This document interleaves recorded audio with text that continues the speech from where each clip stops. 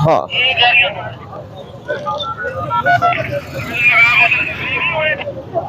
ये देखें गाड़ियां खड़ी हैं।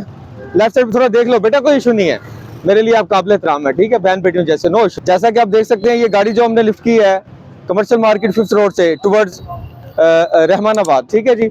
ये इसमें इनको लेडीज ड्राइव कर रही हैं, इनके साथ भी फैमिली है, लेडीज हैं वो भी, तो उसमें हम इनको वार्निंग दे रहे हैं, साथ बता भी रहे हैं कि आपने देखा होगा आगे चौक में सरकारी पार्किंग है, बच्चों की दुनिया ओल्ड पार्क जो था वो सरकारी पार्किंग के लिए जगह मुख्तस कर दी गई।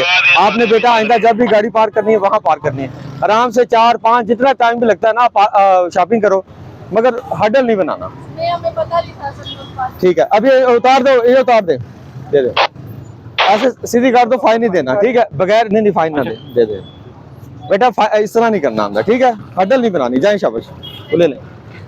अच्छा जी, आगे आए जी।